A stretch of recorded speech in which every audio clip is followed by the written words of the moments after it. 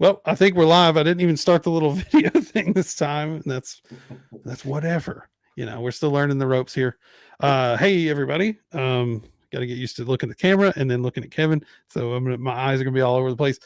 Spooky Dudes is back. Episode 6, I believe this is, of the live thing, Facebook, Twitch, YouTube, and tonight I have a special guest, Kevin Hoover, who is a writer for Rue Morgue.com and the magazine, and a very nice guy and a huge fan of horror. So glad to have you here with us, Kevin. Thank you, Corey. I appreciate it. It's just nice to be invited. We met, I think about 2 years ago prior to you guys hosting the con, and it was all under the premise of doing some coverage of FrankenCon for Rue Morgue site. And we met at a con prior to your con, and here we are. You've got one in the books and one upcoming. So it's just great to be involved and be able to chat with you. Yeah, absolutely, man. And that was Scarefest. It was Scarefest up in Lexington. Yeah, big convention. Dear friends of ours, Adrian, Brandon, hello, if you're watching. I'm sure they're busy doing stuff, but we love them. They run a great event. But let's start off. You're gonna be my guinea pig for the interview questions, because so far I've just been free balling it every episode. But what got you into horror? What's your genesis? What's your origin story in the genre? Yeah, absolutely. So I remember being a child. So I'm 43 years old now. And as a kid, I remember one day we were hanging out, and my mom said, we're going to go do something, and I'm going to give you a choice. And that choice is either we can go and buy you a toy. And as a child, it like He-Man, Ghostbusters. I loved all those things, Oh, yeah. Get you a toy, or we can go to the movies. Now, she did not bother to tell me which movie. It was just, we can go to the movies. And I'm thinking, well, let's do the movies. I've got a ton of toys at home. Let's go to the movies. And that movie turned out to be Creepshow. And so, here I am. Yeah, right? Creepshow, man. Yeah. I think Perfect. I have the same blanket. Is that the Creepy Co? Yeah. Oh, yeah. Love them. Yeah. I've got that throw. And so we go and watch Creepshow, and it terrifies me. To this day, I'm still terrified of cockroaches. And so we went and saw that, and it just really got underneath my skin.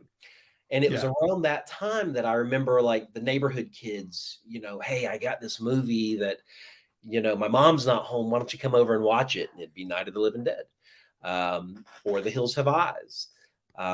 Little boy in the neighborhood, his name was Kevin as well. He had a pool in the backyard, and he was the first to introduce me to Friday the 13th, which has become my favorite franchise.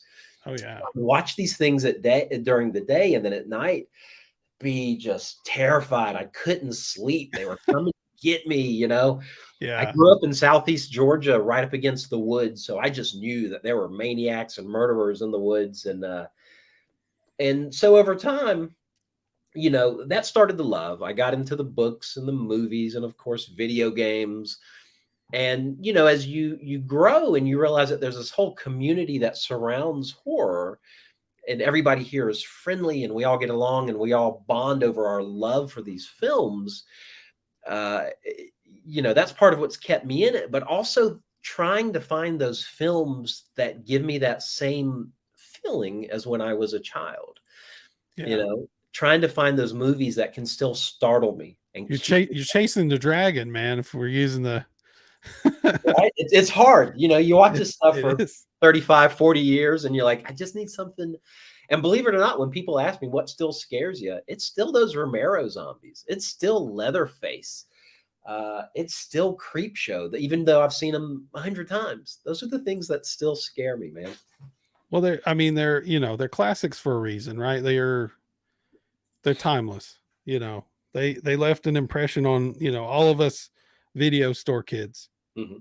So, I mean, it's absolutely gonna stick around in your head and on your collection, your shelves. I mean, I'm surrounded. You can't see it, but I'm surrounded by crap, right?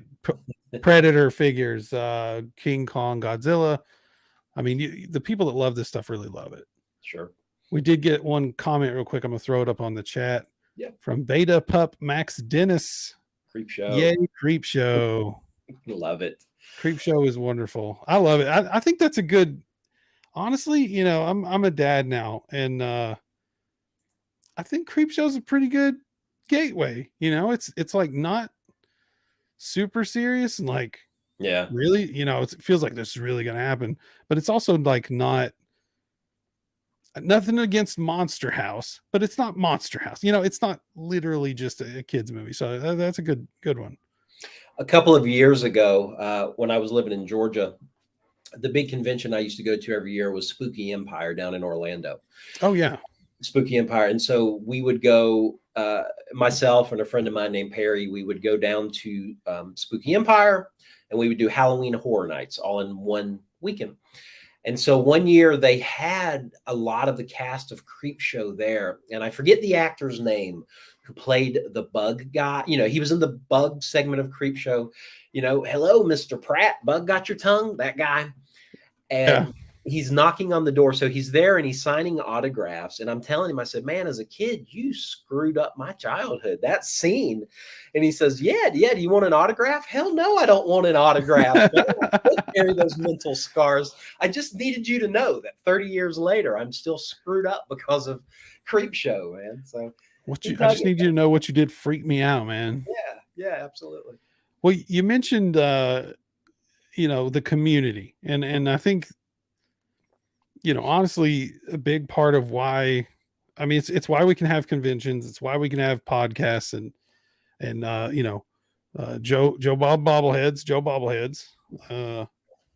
There's a big community out there, man. I mean, that's oh, you know, this is a good time, Kevin. I don't admit this often, but I am a shill, and I have to mention my sponsor here, Fright Rags. You can go to fright-rags.com right now and use code SpookyDudes10 to get 10% off your order, even if it's on sale.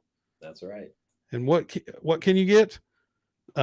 Lounge pants. Okay, look, Joe Bob lounge pants. If they're still in stock, you can get those for 10% off. Spooky Dudes 10. Those are the softest pants, by the way. I have about 6 pair, dude, of those lounge pants from Joe Bob, House of a Thousand Corpse, you know, Creepshow, believe it or not. And they're just great, man. They're super soft. I love them. They're soft, drawstring. They're a little stretchy. Like people think they may be too big for the size or whatever, but things stretch like crazy. Mm-hmm. Spooky Dudes 10, fright-rags.com. Go after the show. The code will still be good. But yeah, back to the community thing. I mean, we were talking a little bit before we went live. You know, that's one of the best things about these conventions and everything is just talking to people, man. It's like, you know, if I think it's almost cliche at this point, but like, you know, every kid that felt like I like Leatherface more than the people at my school, you know, like Leatherface would be a better friend to me than those people, you know, felt kind of disenchanted, disenfranchised or something like that. It's like now there's these giant communities of people who all felt that way, and it's totally cool and socially acceptable now. So I think that's one awesome thing about horror is it sort of unites us, you know. Yeah, absolutely. And to kind of branch off from that, so I was speaking with a friend a couple of weeks ago, and as we've all aged into horror, right? Those of us who were around in like the 80s, perhaps even folks that were around for like that really good grimy stuff back in the 70s. Mm-hmm. You know, we all have our favorites, our Jasons, our Freddys, our Michael Myers. But I think it's important to remember that that stuff was all new to us at one time, right? Yeah. And so to think that we're gatekeepers of those individual franchises or even horror as a whole is so misguided. You know, yes, I love Friday the 13th, but I want everybody to love Friday the 13th. I don't want to be like, you know, oh, he's just Jason, he's mine, and Jason is cooler to me, and your Leatherface sucks. Love your Leatherface, but love my Jason too, you know? And I think that's important for this community to continue to grow and thrive. We have a very large, there's no other fandom out there. You're not finding independent filmmakers making rom-coms, right? So not very often.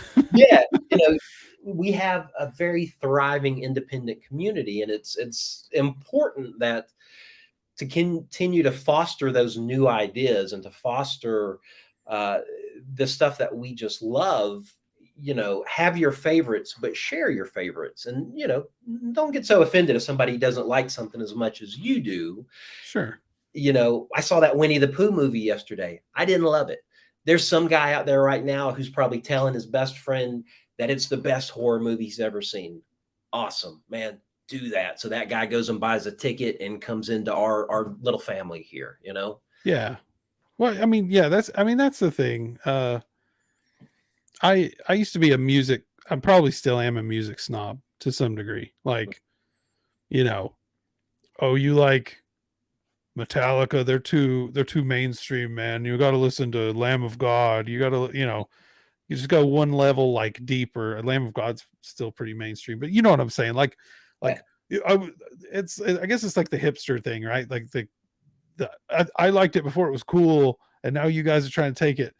That's such an ignorant thing, because if these things don't have fans, they don't make money, they don't exist anymore. They don't continue to thrive. That's it takes a village, right? So I've completely changed that sort of thing. The more people like Friday the 13th, the better, dude. Especially as a guy helping run conventions and podcasts and stuff. I don't want people to stop liking horror because I don't have anything to do. Yeah. But so Friday the 13th is the favorite slasher franchise, or is it favorite franchise period? Favorite franchise period, because it was really my introduction into slashers. I loved Sackhead Jason. I also love, as in my author bio, that I think Friday the 13th Part 5, even though it's really not Jason, is my favorite Jason film. But Sackhead Jason, even though Kane Hodder is Jason, right, still it's Sackhead Jason that I prefer over all the other versions. Oh yeah. And as much as I enjoy Friday the 13th, it's favorite franchise, but my favorite singular horror film would be Hitch's Psycho. So you can't get much better than Psycho. That's a pretty great movie. Yeah, love it. Yeah. Part 2, Friday the 13th Part 2 is actually my favorite in the franchise. And I got a fun story. I don't know if I haven't really told this on the live show, so we'll tell it real quick. Went to a con in Nashville. It was a full moon. Yeah. Years and years ago, when I don't know if my wife and I were married at the time. We definitely didn't have kids yet. And I talked her into going because she was real into Walking Dead, and Norman Reedus was there. Okay. And there was this just line out the ass for Norman Reedus, man. And we got in the line because I was like, we'll go meet him, And so we got in the line and kept hearing rumblings of he's going to leave. And then all of a sudden they cut the line off like 3 people ahead of us because he had to fly to New York to be on Talking Dead that night. Oh. Yeah. And so we did not get to meet him. But we got to meet CJ Graham. We got to meet Steve Dash. We got to meet oh man, I'm gonna mess this up. Ken Kersinger from Versus. I thought there was one more Jason, maybe not.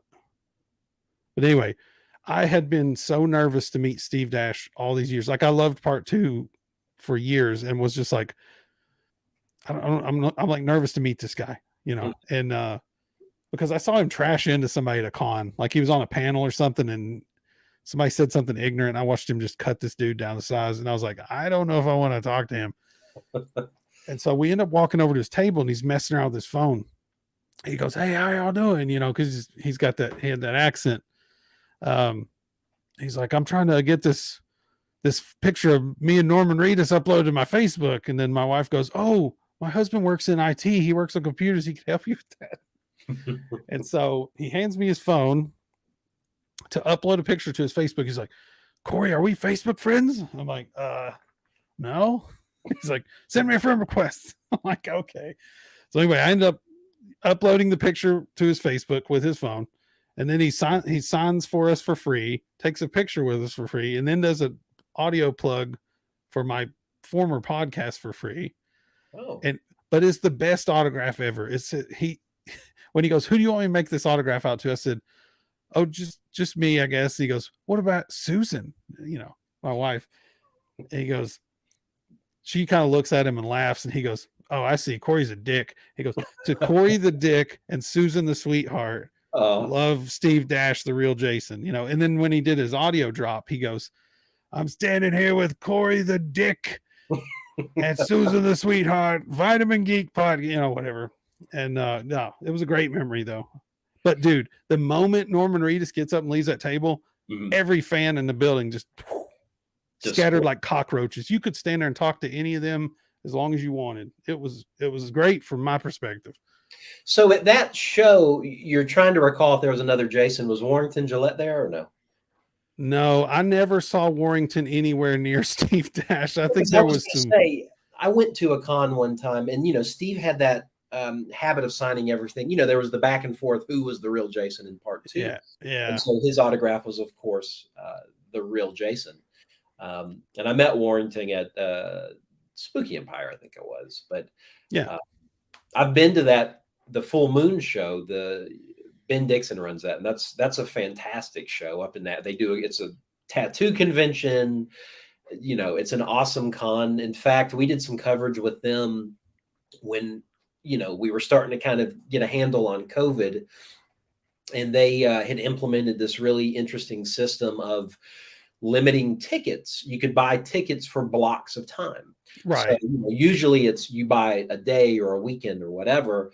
Well, with them, you bought 3-4 hours at a time. And I remember asking him about it, and he's like, "Man, this thing worked out so good because nobody is having, I had my wraparound line experience with Malcolm McDowell. I stood in line for like 2 hours to meet Malcolm McDowell." Yeah. And he's like, "That just didn't happen because, if there's only so many hundreds of people in the building at the time, you move them through and then in comes the next bunch." Yeah. Oh, yeah. An interesting concept. Yeah, it is. Oh, we got another comment. Our buddy August. Hello, August. Mm-hmm. All's well. Kevin, is all well on your end? All is well. It is storming terribly here in Middle Tennessee, but I still have lights and power, and everything's good. So I think we're bracing for it over here, but nothing's happened yet. I think it's coming our way though. We're getting pelted right now. Speaking of indie film, August is a independent horror filmmaker, and awesome. He actually won the first Franken Film Fest. Did he get the VHS tape trophy? Yep. Oh, that thing is so fast, dude. That thing is so much cooler than just a little gold eagle fucking thing that people put up. That VHS tape was so wicked. It was so cool. I think we're going to have to stick with that for this year. Now there will be, I think last year, everybody who made it to the finals that showed the film, I believe, got one. Awesome. Now August got the best film, like overall. It was voted on by the panel of judges. But I think this year we're doing best. I keep saying best in show, and Richard keeps saying that's about dogs, so don't say it. Well, it's the best film, the sleaziest film, funniest film, and I can't remember if the fourth category was goriest or not. I'll have to look. It's on the website. Okay. But we're gonna make it a little interesting this time. We've already got entries for this year too. Very cool. I'm excited about it. Yes, independent filmmaking, man. Let me tell you, indie. If you are into horror, do not just limit yourself to horror cinema. Read horror books, and let that be a graphic novel. Let that be physical novels or ebooks, whatever. Part of the way that I came to work with Rue Morgue was through a friend named Mark Ciccarone, and Mark is a teacher based out of Arizona who runs a company called Bloodbound Books. Mm-hmm. Bloodbound Books is putting out splatterpunk, extreme horror. If you are looking for kind of the equivalent of just that extreme stuff. I'm not gonna say grindhouse stuff, but really just dark horror. They have a anthology called DOA that I really love, and I just gobbled their stuff up. And it was through Mark that I got to work with Rue Morgue. They had actually released a coloring book. They have a couple of coloring books, and Oh wow, okay. one from a guy named Christopher Triana, but the one that I had written about was for a guy named Sean Kama, and he actually just released a second book. And we did an interview. Rue Morgue let me write it up for the website. That was the very first piece I ever did. The very second piece was an interview with Charles B. Pierce, the guy that made Legend of Boggy Creek and Town That Dreaded Sundown. Oh, nice. Okay. Interview with his daughter, who starred in Legend of Boggy Creek, which, of course, was introduced to me through that original Last Drive-In marathon. Right. From there, got to be with Lyle Blackburn, the monster hunter based out of Texas. So we've done a lot of coverage with Lyle. And just a few other things, but I kind of digress here. But what I'm getting at is, if you love horror, if you love the mainstream stuff, certainly try the indie stuff, because indie guys are doing things that you need to see, right? Yeah. They're the creative force that's driving this industry. And if you love horror, by all means, at least give horror literature a try, because there's some fantastic stuff out there. I totally agree. Dustin Bolt says Pamela Pierce is amazing. She is fantastic. She's been on a mission for the last few years to kind of wrangle back in. So Legend of Boggy Creek was bootlegged to death over the years. And so a lot of times when people were experiencing it, what they were experiencing was a very subpar transfer. The graphics were not great. The audio was terrible. If you're going to listen to Hey Travis Crabtree, it may as well be the way that it was intended to be listened to by Charles Pierce. Sure. And so she wrangled it back in. She had, I forget, was it the Kodak people, I think, did a transfer? At any rate, she's got just this wonderful transfer that is out now that is like the official Legend of Boggy Creek Blu-ray. Looks wonderful, sounds fantastic. And it's such an important film. Without Boggy Creek, there is no Blair Witch. Those guys have actually said all roads to Burkittsville lead through Fouke, Arkansas. And so even if you don't like Bigfoot films, still watch The Legend of Boggy Creek, because it's found footage, it's horror. It literally spawned the research field of cryptozoology, which is the study of Mothman and Bigfoot. Yeah, I love that stuff. It's such a great film, and God bless her for the work she's doing to get her dad's magnum opus back under control, so she controls that estate, she controls that property, and make sure that what's going out is exactly is the transfer that was intended to be. Yeah, I mean, that's some films. So I would almost, as a counterpoint, some films I think benefit from that grimy, crappy transfer, but it is interesting, especially if you love a film. And I think Texas Chainsaw, like the poster behind you, has had, I don't know how many different releases that have all looked different. There was a DVD release in the early 2000s where they put some blue filter over it. And I hated it. I hated it so bad, dude. Because that movie to me has always had this warm texture, kind of warm, stinky, like Texas heat. And then they just slapped this blue over it. And during all the night scenes, you could kind of see these blue lines in the trees and stuff. And it didn't make any sense. So it's kind of interesting, especially a movie like Boggy Creek, to see it look crisp, like the day they shot it. So that is cool. What was so difficult about that was the original prints, and it's more about, it's her dad's film. It's, she's actually in it. Her mom is in it, making sure that, any benefit of the film, of course, goes to her family, her dad's estate. Yeah. And, there's not just random bootleggers that are kind of passing it off. But, I do agree that grimy effect. I love horror on VHS. I would rather Right. watch a film and, you have those folks go, oh, it doesn't sound as good. It doesn't look as crisp. It's like, no, I know, but it's as close as to seeing at a drive-in as I'm probably ever going to get. Sure. Um, It has a, it's not a quality. It's an experience. Like when you've watched something on a tape that's been viewed and rewound 100 times, yeah. there's something weirdly special about that. And I'm never going back. Okay. Mhm. I'm not doing the VHS thing. I'm not paying $50 for a copy of Ghoulies. Yeah. It's Right. not happening. Yeah. I just can't, but I do get it. Like I get the nostalgia when I see the covers. It gets this dopamine just Mhm. rush in my brain. It feels good, but I'm like, I don't need that. But Yeah. I get it. Like we've got a lot of kind of the local horror community that's real into VHS. Mhm. And that was sort of a revelation to me to see what they were paying for some of these VHSs, because I looked at it was 10,000 Maniacs. Mhm. $80 on VHS. I'm like, no, Yeah. I've got it on DVD. It's Right. fine. Yeah. Yeah.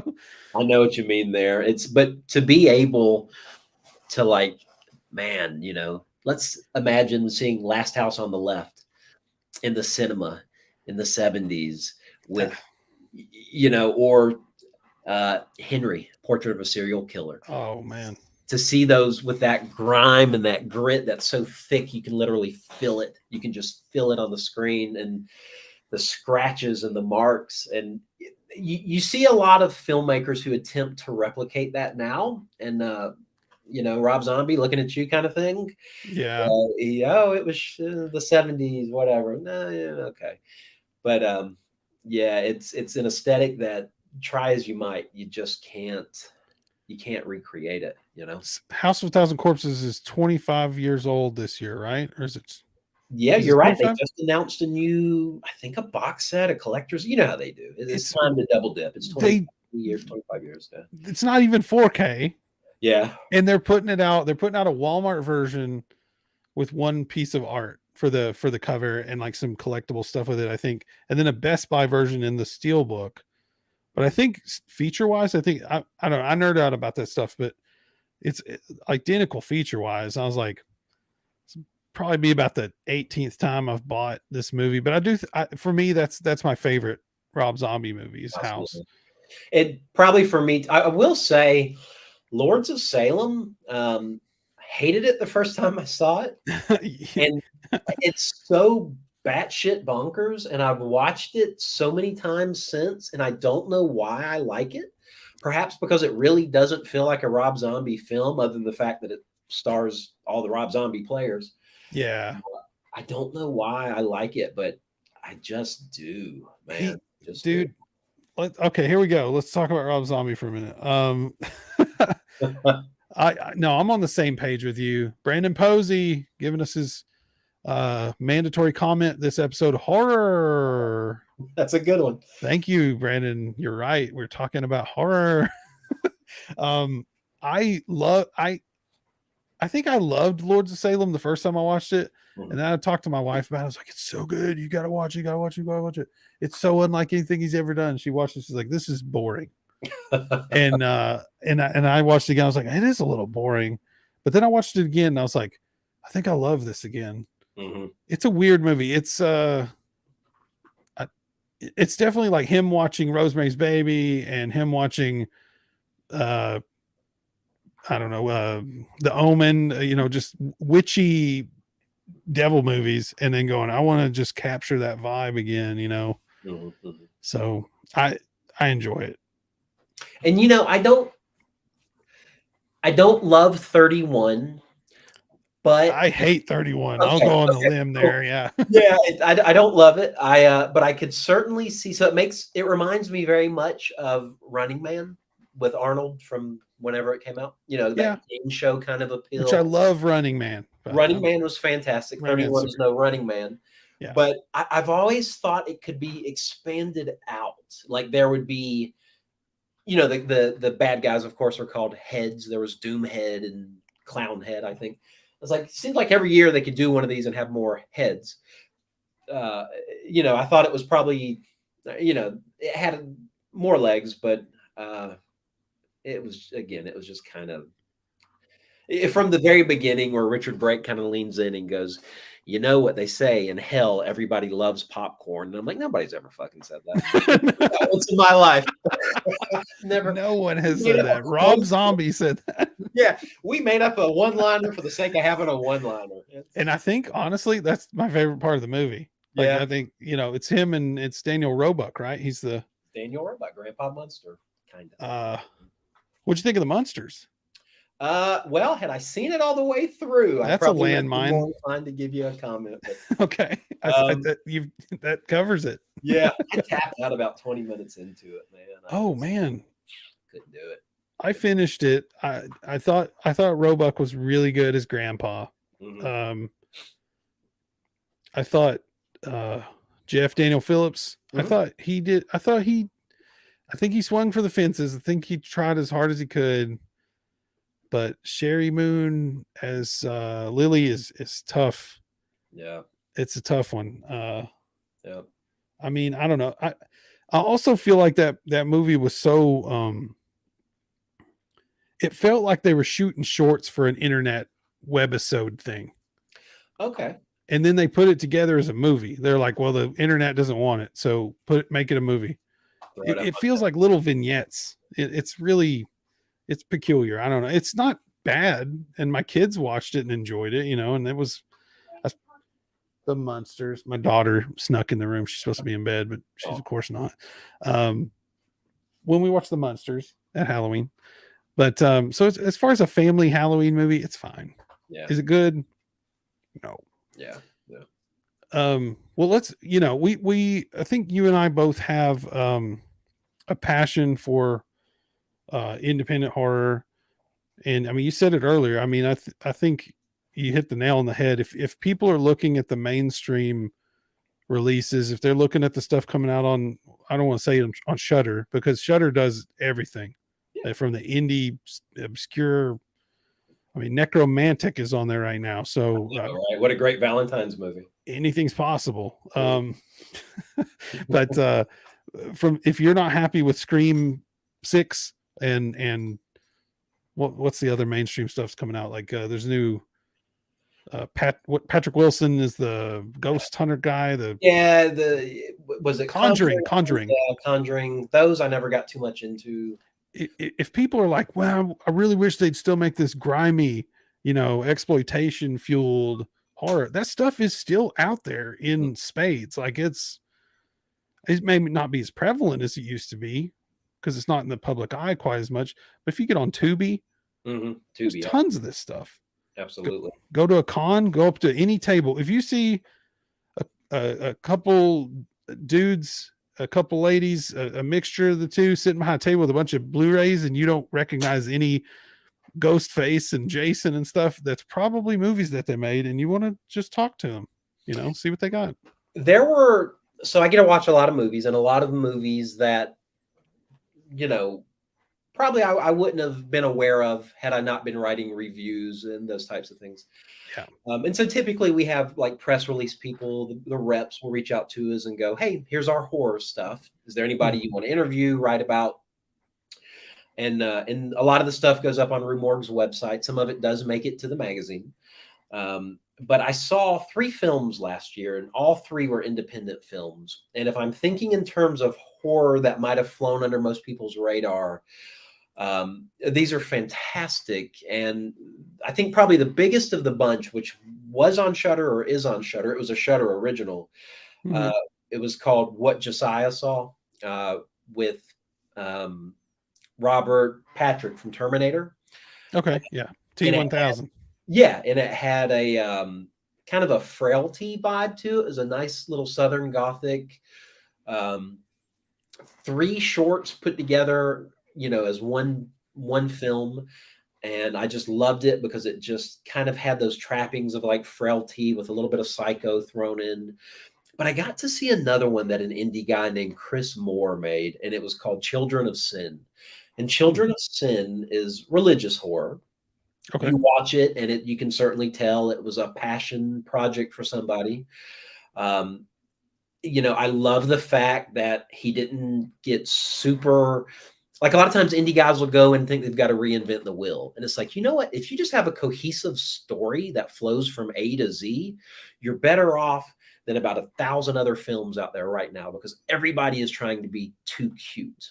Too cute and avant-garde and yeah. Yeah, and Children of Sin was fantastic. I loved it. You never know really what you're getting into with some of these films, especially when it's a director that hasn't produced a lot, because there's just no body of work to judge it against or to go in informed with. But Children of Sin, I came out and absolutely loved this thing. And there was another one that just dropped in December, and it's called 13 Tracks to Frighten Agatha Black. And the guy that What a title. I know, and the guy that produced it, his name's Bradley Steele Harding, a Texas guy, and he is actually, if I'm not mistaken, he is the film programmer for Texas Frightmare Weekend. Oh, wow, that's a big deal. Yeah, and so that's a huge con. He shot this film. It got a physical release. It's out on the streamers. Children of Sin, I don't know if it got a physical release, but it's definitely out. You can download it off Prime and such. But 13 Tracks is the story of these old school horror spoken word albums that used to be produced by like Vincent Price and Bela Lugosi. And this main character, she's had some tragedy in her life.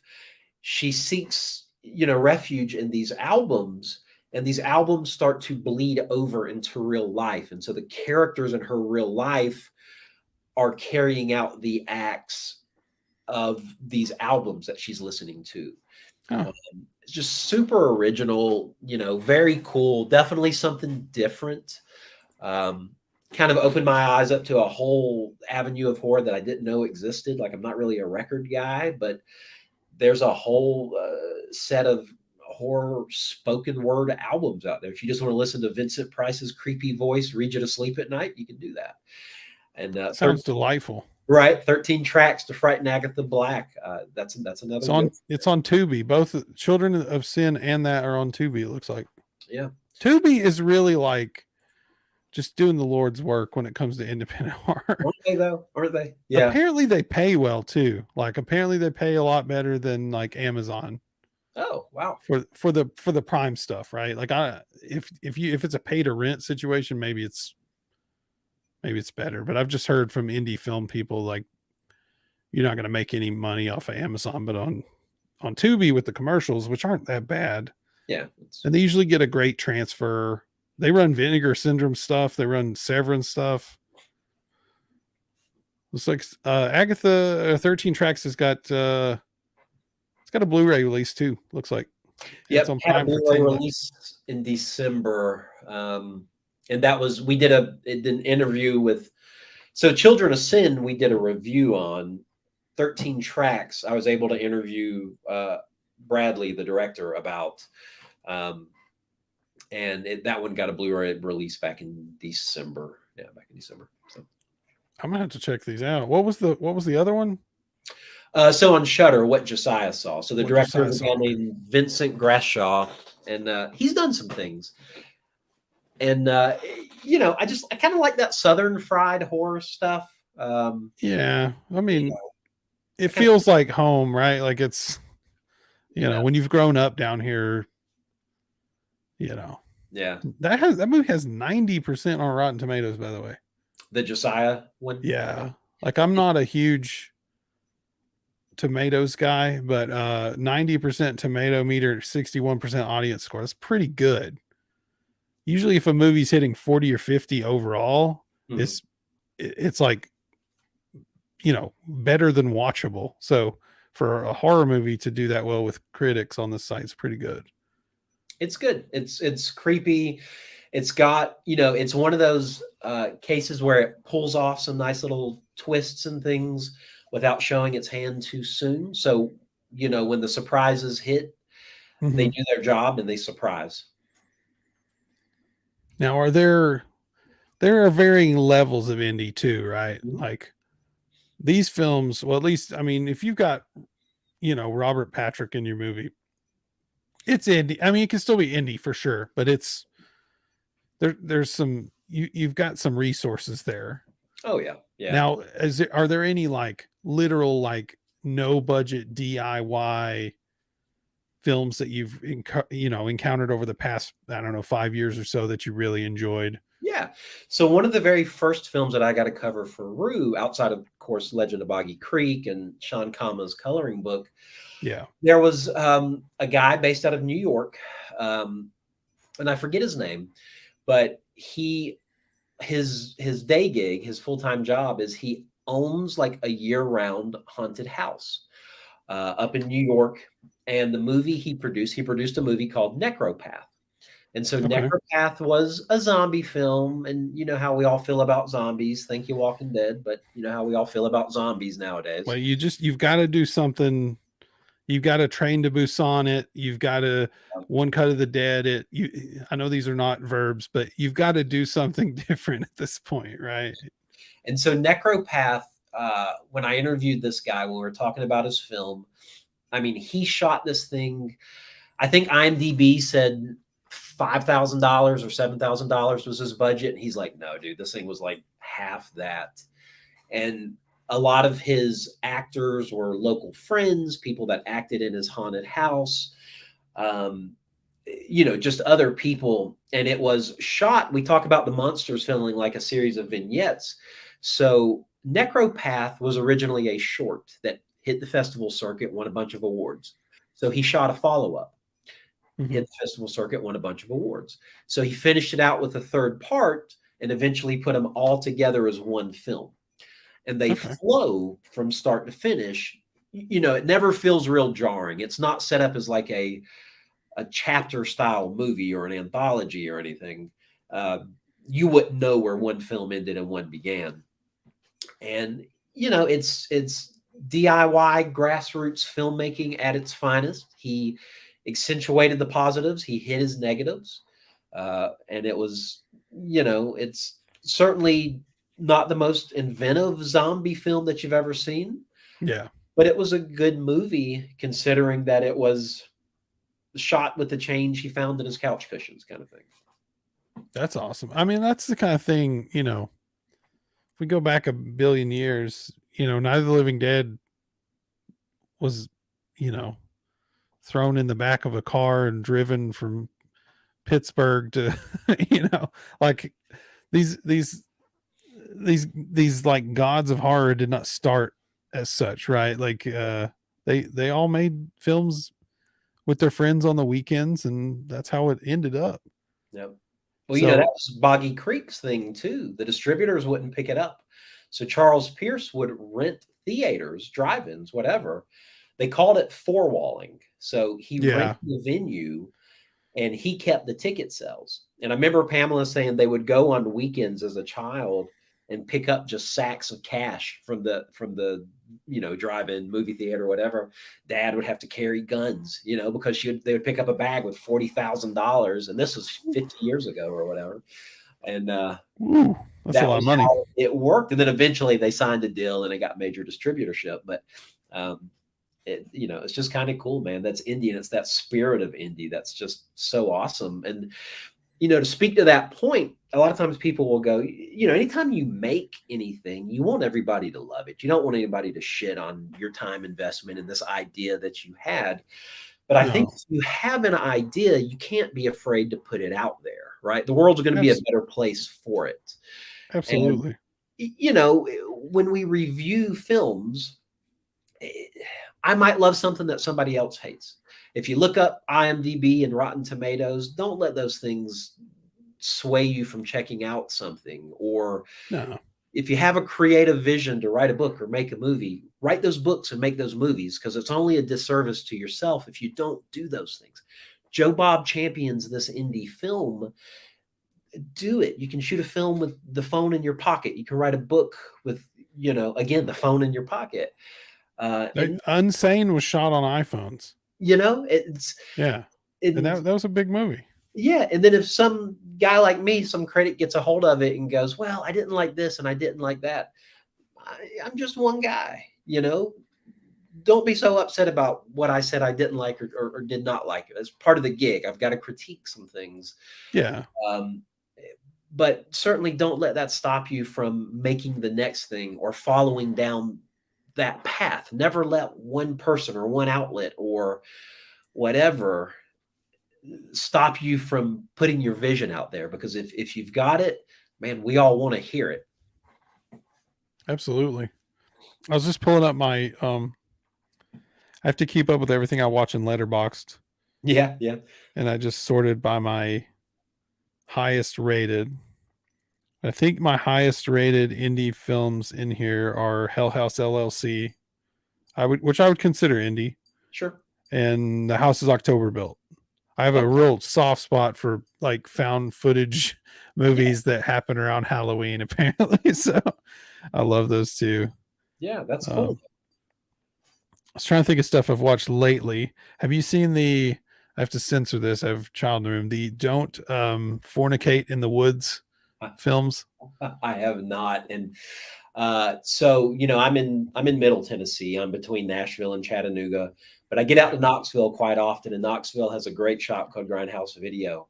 Oh yeah. And Grindhouse is always a stop for me. And I always have to apologize to my girlfriend because I will look for hours and read every spine, because a lot of their stuff is spined. And that was one. We were just there this past weekend, and I had to stop and pick it up and look at the disc and read it and go, is this one coming home with me? And it didn't, at least not this time. Those were both filmed, I think, in Kentucky. Okay. I think that's the. There's several like independent horror crews that seem to, kind of coordinate themselves around particular places. There's the Atlanta crew, and then there's Kentucky, and then I'm sure there's probably a Nashville crew I'm unaware of. Right. But like August, he's in Knoxville, and he's making movies up there. So, but yeah, if you like, I mean, the premise of these films is is friends going out in the woods and camping, and then of course havoc ensues, right? And there's lots of TNA, there's lots of gore. The first one is a creature feature, and the second one, sequel occurs right after the first one, but it's got this sort of Evil Dead kind of vibe to it with some sort of creature possession type stuff going on. Okay. I really enjoyed both of them. They're both on Tubi. I just had a good time, man. That's what it's kind of boiling down to for me. Like if I get bored of a movie, that's sort of the cardinal sin. I can forgive basically anything else. All right, so I have to ask a timely question then. Okay. What are your thoughts on Skinamarink? Skinamarink, it hit. I've not sat down and watched it. I haven't finished it. Yeah, and I know the reviews are not great. I'm willing to give it a shot. I just reading the synopsis and just kind of going into it without being influenced by what anybody else is saying. Yeah. It hasn't hooked me enough that it's on a must-see list. It's it's certainly like if Shudder said they were pulling it down at the end of February or March or whatever, then I would jump in there and I would check it out just to see what it was about, because I certainly probably would not buy it as a physical release. I'm a physical media kind of guy, so I like owning copies of things. But if I thought I was in danger of not being able to see it relatively soon, I would jump in there and see it. But it got a lot of mainstream coverage. That's awesome. Kudos to the people who made it. If you love it, don't let anybody tell you not to love it. I just don't know that it's necessarily my jam, Yeah. That's kind of where I'm at with it. I mean, I'm never going to be mad at somebody for making a movie, like make your movie, make your vision come to life. If I don't like it, that's fine. I want to support you doing it. It's like I support free speech. Sure. I don't necessarily want to hear people say certain things, but I support free speech, right? So, I support people's right to make a movie. That being said, I would not watch it late at night when you're kind of tired. There's not a lot going on. It's very slow. Hey, so let me ask you something. Are Sure. you an Attack of the Killer Tomatoes fan? Yeah, it's fun. Okay. So there is a publisher out on the West Coast, and the company's called Encyclopocalypse Publications.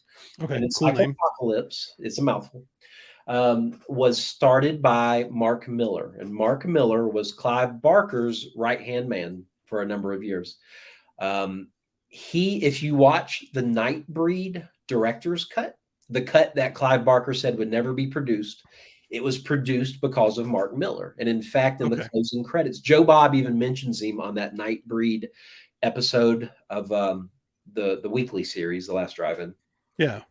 And so Mark, in the closing credits, Clive says to Mark, and there's a sentiment. I forget the wording, but so anyway, so Mark launched this company, and what they started doing was novelizations of popular films. Now, originally, it was audiobook renditions of books that had never had the audiobook treatment.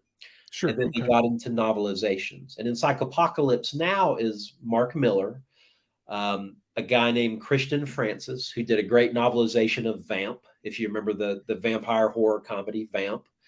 I remember the cover. I don't remember the movie. Yeah, and then Sean Dureger. And Sean he does a lot of their marketing, a lot of their narration. And Sean is kind of like the media contact, Mm-hmm. And so they have done novelizations. If you've seen Psycho Gorman, love it. Stephen Kostansky released a movie a decade ago called Manborg. Love it. And they did. I'm a big Astron 6 fan. Any Astron 6 thing I'm into. There you go. Manborg was novelized by this author named Brett Nelson. Oh, you shared this and I ended up buying it. Did you? Okay. Yeah. Okay. I bought it for my Kindle. Yes. I got to chat with Mr. Kostansky about the movie, and it was great kind of taking that walk down memory lane with him. But they've novelized a lot. They novelized Fright Night. Either they novelized it or they did the audiobook treatment. I forget which. I'm sure that's awesome. I love Fright Night. They have right now coming out, actually, I think in April, the novelization of Attack of the Killer Tomatoes, which is one of the most bizarre movies ever released. Yep. Came out in 78, I think. And so they have a novelization of that coming out. So, again, trying to get people to buy some books here. Yeah. Learn to read, people. Come on. It's not just about movies. Right. Don't just watch what you see on the TV or get into the films, because there's a whole untapped part of horror fandom there. Oh, yeah. And so they're doing a novelization of Attack of the Killer Tomatoes. They've got a number of other things coming up. The former editor of Dread Central is a guy named Josh Milliken. And actually tomorrow being February the 17th, a compendium of interviews he did while he was the editor at Dread Central. And the very first interview in the book is with Nathan Basil from Behind the Mask, The Rise of Leslie Vernon. Probably one of my favorite movies. Yeah. Okay. We were talking indie stuff earlier. If you guys have not seen Behind the Mask, The Rise of Leslie Vernon, I know the title is a bit lengthy. The movie's great. Yes, it is. It's wonderful. Just imagine a film crew walking around with a slasher character and things go awry. I don't want to spoil anything. That movie's great. If you haven't seen it, you need to watch it. Yep. It's a gem. That's cool. What's the name of the company again? Encyclopocalypse. Encyclopocalypse. To make it easier on folks, they actually also own the domain. I think it's buyhorrorbooks.com, and it all redirects to the same place. That was smart, because it's hard to spell that. Yeah. As many times as I've typed it out, I do some press release stuff, and we've interviewed Steve Kostansky on Manborg. They had Felicia Day, who, depending on what you're kind of into, she used to host a web show called The Guild. Yeah. Oh, yeah.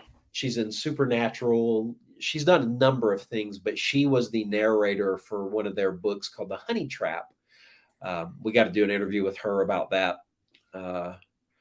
And so I mean, they have original pieces as well. There's a great author out of Chattanooga named Jesse D'Angelo, whose mom actually worked on the film Black Roses, the heavy metal. Oh, Yeah.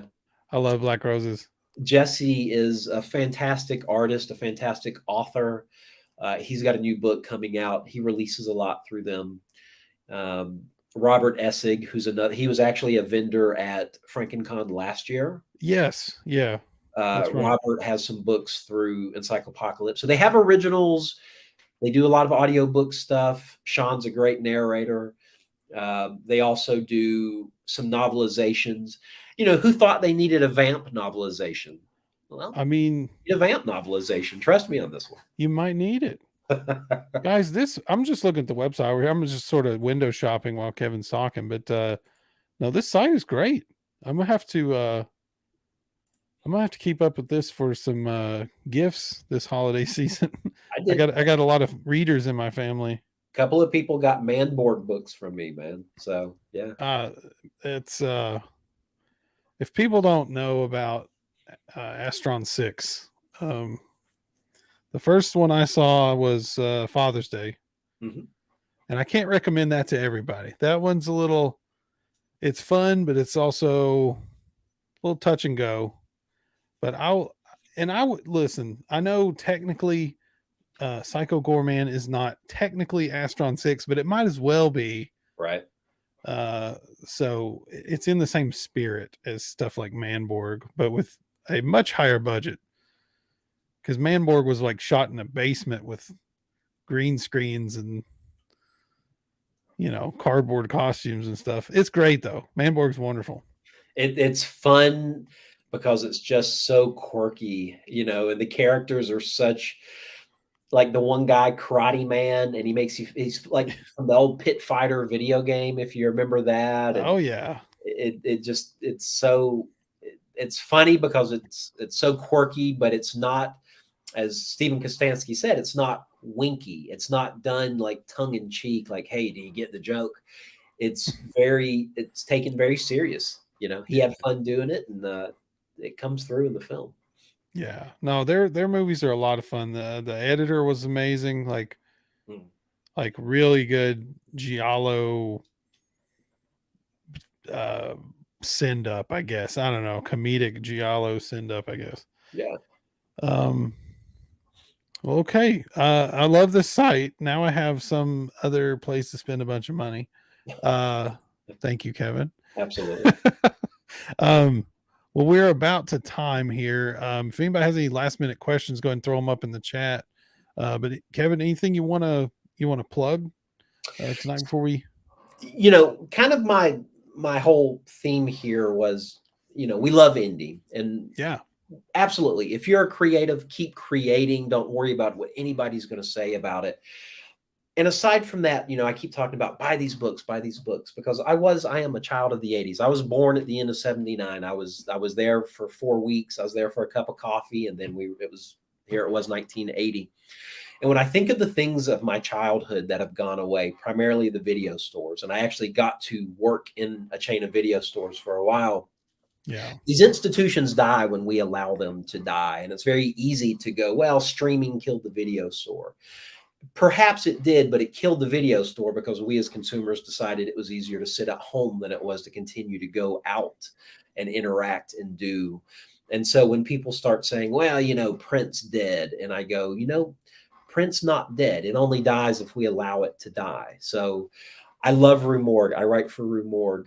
But I also want you to support Fangoria, and I also want you to support Scream, and I want you to support Horror Hound. And, maybe you can't subscribe to them all, but, maybe grab an issue here and there, or subscribe to the ones that you love. If you have a favorite author, they say it all the time, buy the book, but talk about it, like it, share it. And if you don't have a favorite author, go find one. Because there are millions and millions of creatives out there writing things that are pushing horror in directions that you never even knew existed or could exist. So give it a chance. You're going to find something you like. I love that. Yeah. Wise words, Kevin. Yeah. I mean, look, I I've never been a big reader. I mean, I've read magazines, I've read comic books for a long time, but I've never been big into prose. And this past year, I picked up Carrie, Stephen King. That was a great first book to read, and it set the bar pretty high. Like, right, it's a beast to get through too, you know. So well, Carrie was pretty brief, but you know, for me, I needed that. Like, if I picked up it and it's like this thick, or The Stand, you know, it's like that. You know, those are great stories, but it didn't need to be the one I picked up. This one, it moved really fast. He writes in short chapters, so my feeble little brain can handle it. But I like reading on my Kindle because I can read in the dark. Now, my sister, who is a voracious reader, okay, like a book a week or something. I mean, she reads a lot. She prefers print, and she prefers, you know, paperback to hardcovers. So she's going to keep on buying books, and she doesn't seem to ever get rid of them because she's got a lot of books. As many movies as I have, she probably has that many books, and that, you know, movies are a lot thinner than books for you for the most part, you know. But Kevin's right. I mean, if you love a thing, you gotta, you know, if you love a plant, an animal, a person, you have to feed it, you have to take care of it. It's the same with the things we're into, man. Authors need, you know, money to pay the bills. You know, the printers need money to print, so you gotta show enthusiasm for it and buy it. And then, you know, not everybody can afford to spend tons of money to get past the algorithm. But if you have 100 fans and they share everything you post on social media, it's going to help big time. So, you know, something to think about. Yeah. Well, hey man, convention organizers, those are indie guys too, right? Yeah. Yes, it's hardcore indie guys, really. I can tell you from experience, it takes. That first FrankenCon was run so well. This is coming from a guy that's been to shows for 20 years. You know, I love conventions. It was organized well. It was run well, especially considering you guys are only in for one day. It was organized good. I never felt like I was stepping over people or around people. I felt like anybody that I wanted to see was accessible. Any vendor that I wanted to go back to, I had no problem getting back to. So it was a fantastic show, and I'm sure the follow-up show will be even just that much better. Yeah, no pressure, but no, thank you, Kevin. Yeah, I mean, look, man, you know, the three of us just, if we all saw everything exactly the same and got along on everything and agreed on everything, it wouldn't have been that way.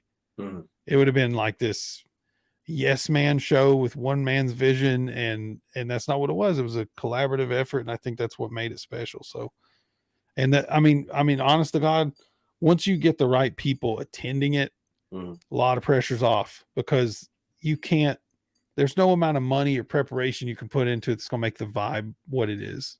And that's really what made it special. So I appreciate you saying that, though. That's absolutely. And the guys are not watching, but I'll make sure they know that they got a compliment through the show here. Maybe they'll watch it back. Oh, sure. Well, everybody, go check out Kevin's work on ruemorgue.com and in the magazine. He wrote an awesome piece about us at FrankenCon, which we're still reeling over to this day. Made us feel we were all like, oh man, we made it. Look at us. You know, we got an article about us now. This is big time. We're ballers, you know. Awesome. So that was a huge injection of confidence that we needed. Well, very cool. Glad to be able to help. Well, thank you. And Kevin, you know, I